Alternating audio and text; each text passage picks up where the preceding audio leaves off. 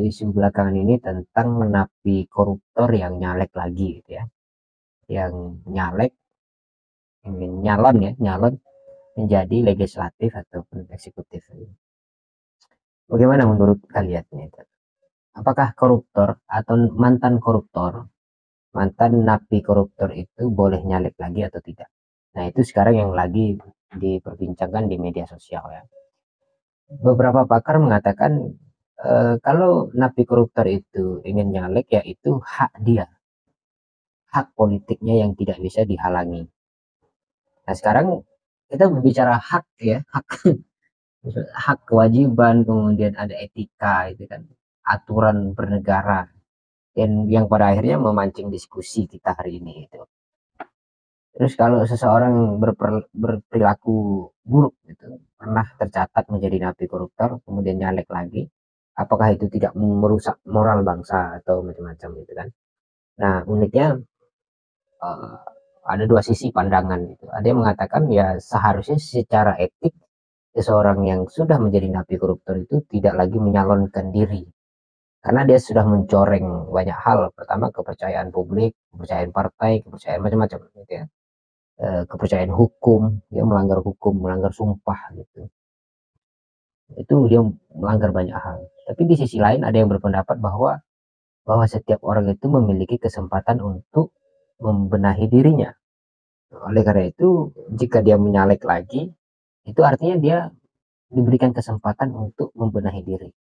Urusan untuk dipilih atau tidak dipilih oleh masyarakat itu soal lain. Yang jelas dia sebagai warga negara yang memiliki kesalahan, dan itu wajar di dalam pengertian ini gitu ya. Lu kemudian nyalek gitu. Nah, ini perdebatannya. Nah, ada dua hal yang kita akan bahas di sini. Kalau napi koruptor itu nyalek lagi gitu, apa sih yang menjadi keuntungan dan kerugian masyarakat pada umumnya? Yang ini akan kita baca secara mendetail gitu ya. Pertama, bahwa masyarakat akan mendapat edukasi, akan dapat pelajaran bahwa sebenarnya tidak semua koruptor itu apa ya, akhirnya jelek gitu, atau bahkan mereka kan mau menampilkan diri lagi sebagai calon gitu. Itu apa artinya itu kan? Dan apakah dia potensi menang lagi, itu nanti kan persoalan lain. Tapi dia bisa nyalon gitu loh, nyalek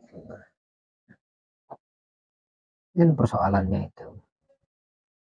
Nah, di masyarakat pasti akan menganggap, oh negara ini sangat liberal gitu.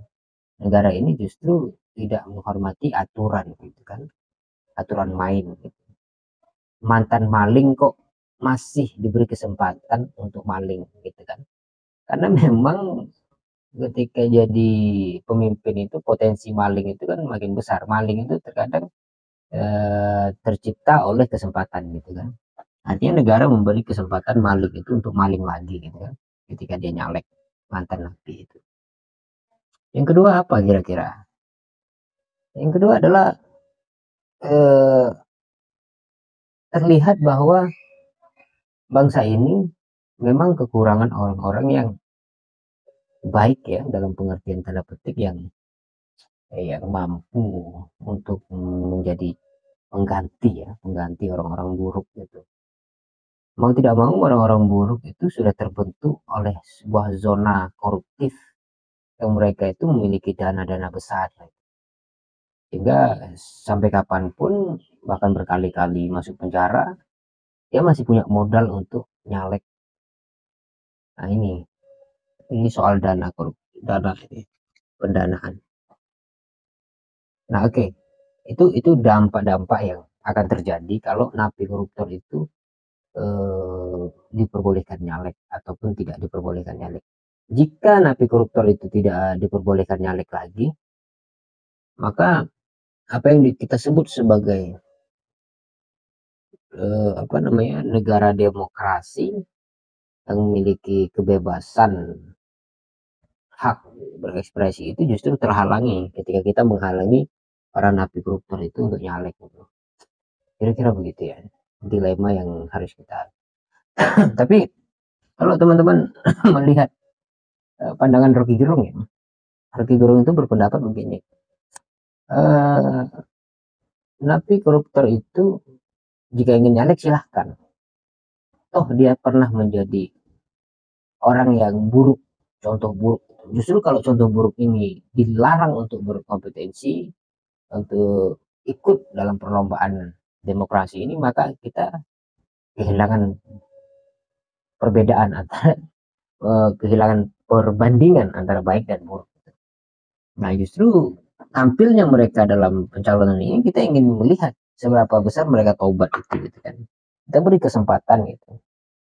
Jika dia masih money politik, misalnya jika dia hanya janji-janji palsu dan sebagainya ya, tapi tetap memiliki resiko besar gitu ya. Masyarakat kita itu kan gampang ditipu ya, gampang dibohongi gitu.